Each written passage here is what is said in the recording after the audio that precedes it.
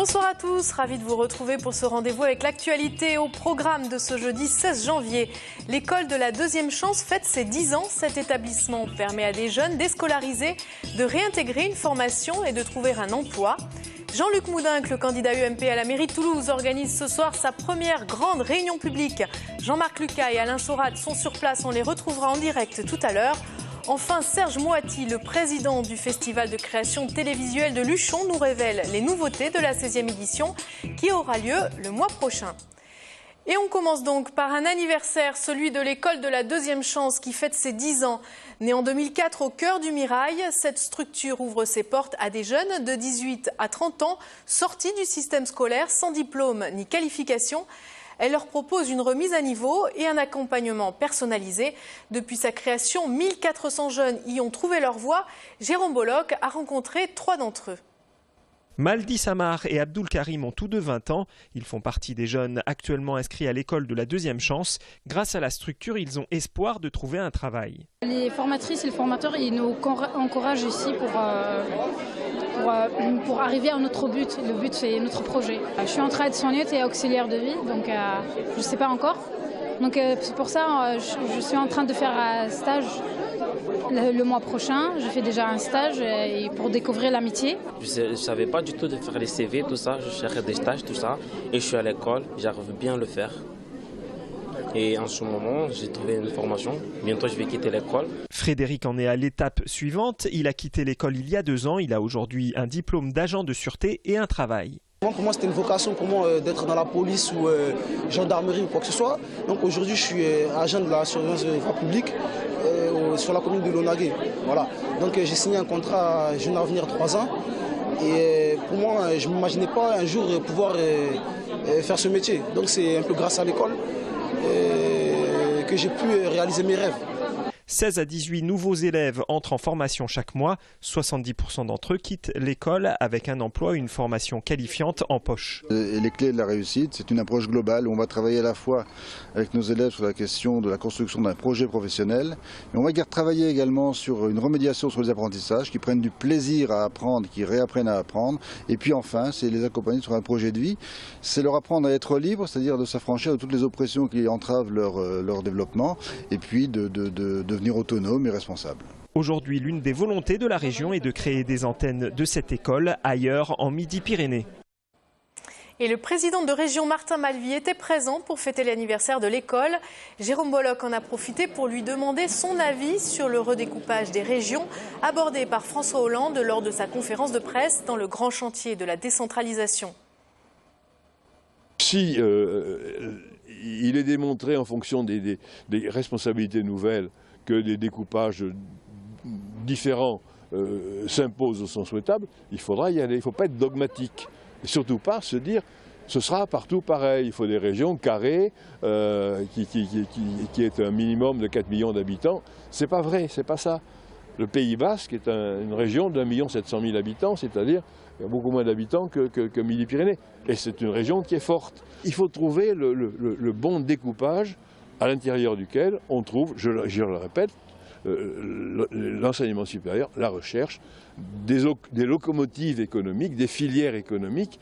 C'est là-dessus qu'il faut se fonder, non pas. C'est pas de la géographie, c'est pas de l'administration. Ce sont des découpages humains qui doivent tenir compte des réalités économiques d'un territoire. Est-ce que vous êtes prêt à grossir, à grandir, Midi-Pyrénées? Mais je suis tout à fait prêt à grandir. Vous savez, j'ai un rêve que j'ai manifesté à de nombreuses reprises, qui était d'accéder à la Méditerranée, pourquoi pas à l'océan. Et puis on retrouve Jean-Marc Lucas et Alain Sorat en direct de la salle Jean Mermoz pour la première grande réunion publique de Jean-Luc Moudenc. Jean-Marc, bonsoir, vous êtes en compagnie du candidat UMP à la mairie de Toulouse. Oui, bonsoir Marie, nous sommes ici, salle Jean Mermoz avec Jean-Luc Moudenc, le candidat UMP pour la municipale de Toulouse. Jean-Luc Moudenc, est-ce que c'est le premier grand meeting ici et vous voulez asseoir votre autorité? Vous êtes l'homme de la droite à Toulouse. Écoutez, c'est plus que la droite.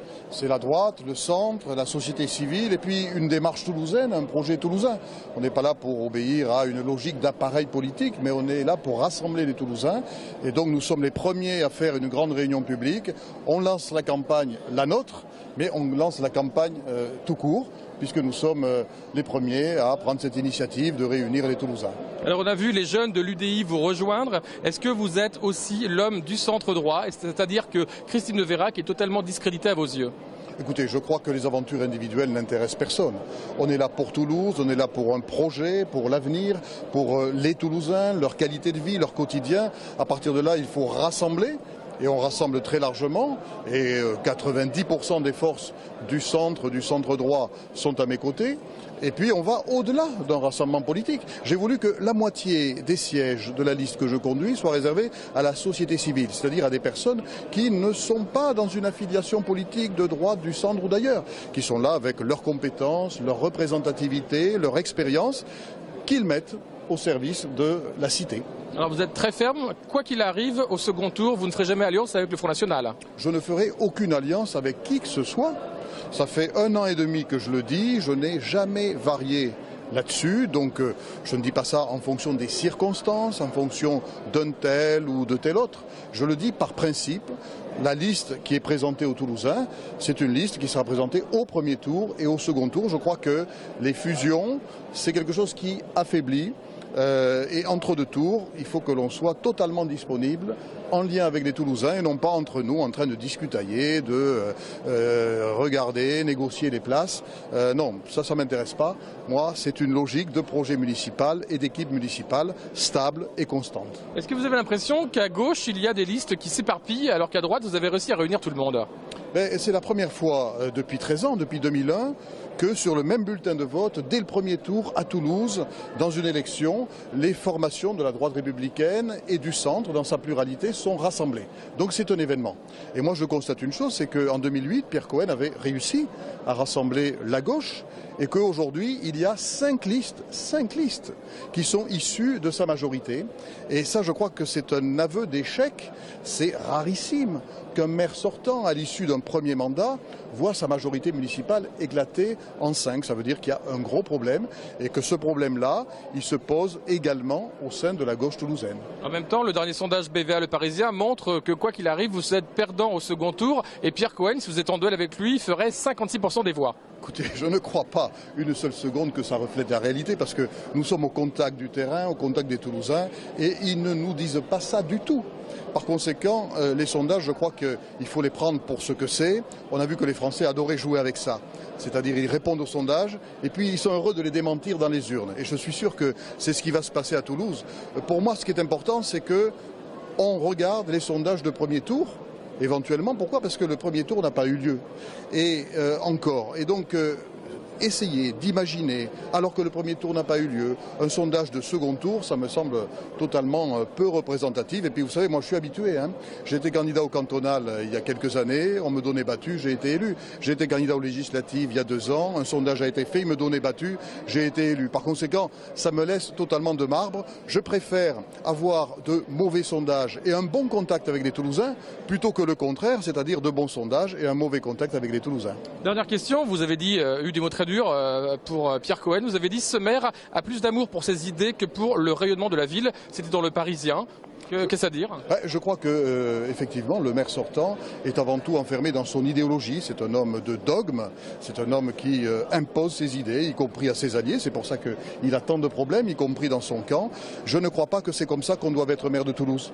Ma conception de la fonction de maire de Toulouse, c'est une fonction de rassemblement et non pas d'enfermement dans ses propres idées, dans ses propres dogmes. Je crois qu'on peut tout à fait être fidèle à ses convictions, fidèle à un idéal, tout en respectant la ville dans sa pluralité. Et cette ville de Toulouse, notre chère ville de Toulouse, c'est une ville qui est extrêmement plurielle, extrêmement fragmentée dans des identités différentes. Tout ça doit être rassemblé et respecté et je crois que c'est ma conception des choses depuis toujours. Sur France Inter, vous avez eu des mots assez durs face à Jean-François Copé en disant qu'il n'était pas votre directeur de campagne. Est-ce qu'on verra François Fillon, par exemple, venir dans les mois à venir à Toulouse vous soutenir? Je n'ai eu aucun mot dur à l'égard de Jean-François Copé. Vous faites une interprétation très particulière.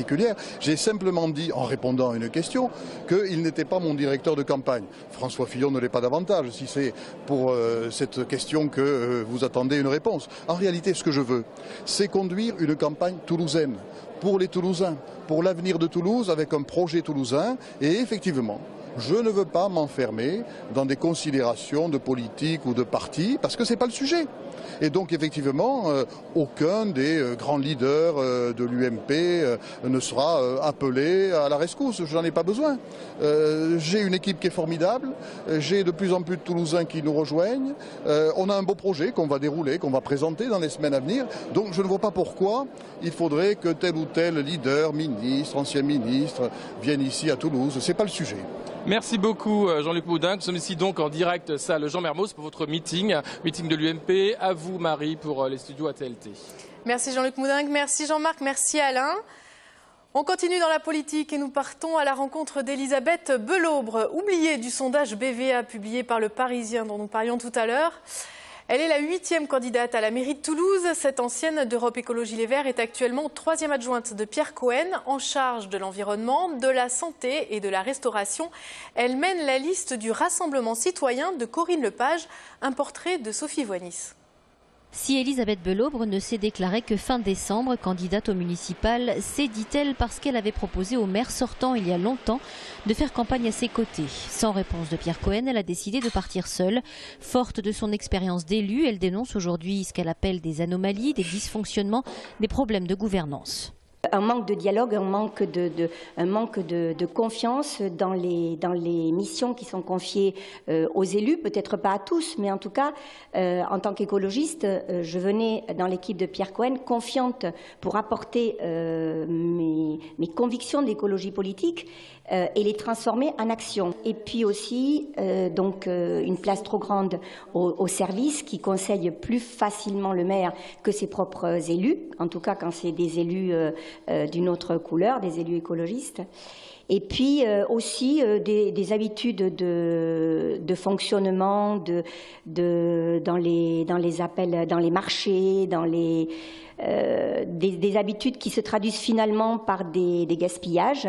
Je n'ai cessé de pointer du doigt certaines anomalies, le peu de place qu'on accordait aux petits artisans locaux, le fait que les devis qu'on nous présentait étaient très souvent des devis qui n'auraient jamais été acceptés pour le commun des mortels, c'est-à-dire exagérément élevé. Le programme d'Elisabeth Belaubre donne la priorité à l'emploi, à l'éducation, à la culture et au transport dans la logique du développement durable.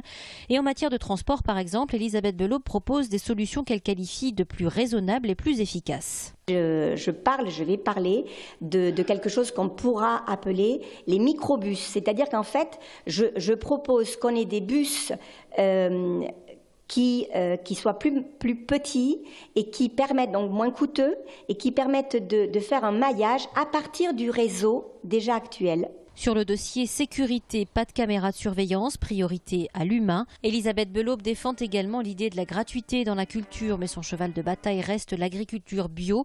L'adjointe au maire défend le 100% bio dans les cantines et son projet d'économie circulaire globale concernant le maraîchage bio. Enfin, la 8e candidate au fauteuil de maire de Toulouse dénonce aujourd'hui le dernier sondage BVA dans lequel elle a été oubliée. Soit c'est une erreur et c'est très grave pour une entreprise qui a pignon sur rue, BVA, soit c'est un choix délibéré d'oublier, je ne peux pas le croire, et ça serait une atteinte à la démocratie gravissime. Quoi qu'il en soit, il n'en demeure pas moins que tous les Toulousains sondés ont appris par la voix des sondeurs qu'il y avait 7 listes pour les élections municipales, alors qu'il y en avait 8, et ils ont eu donc une information fausse. Elisabeth Belaubre inaugurera officiellement son local de campagne le 25 janvier prochain et s'engagera sur le terrain sous le slogan « Oser agir aujourd'hui ». Et de l'économie aéronautique à présent, le gouvernement a cédé 1% de sa participation au capital d'Airbus Group et ainsi réduit son engagement à 11%, conformément à un accord signé avec l'Allemagne. Les deux pays sont donc désormais à égalité au sein du capital. Cette vente rapporte à la France 453 millions d'euros. On passe au sport avec la marche athlétique. Violaine Averrousse de Balma vient de remporter le trophée Marc Guillaume France 3 au trophée des sports Midi-Pyrénées. Une récompense qui salue sa performance. La marcheuse a été sacrée championne de France sur 10 km en juillet dernier. Samuel Prieur et Alain Sorat l'ont rejointe ce matin lors de son entraînement. Découverte d'une discipline méconnue.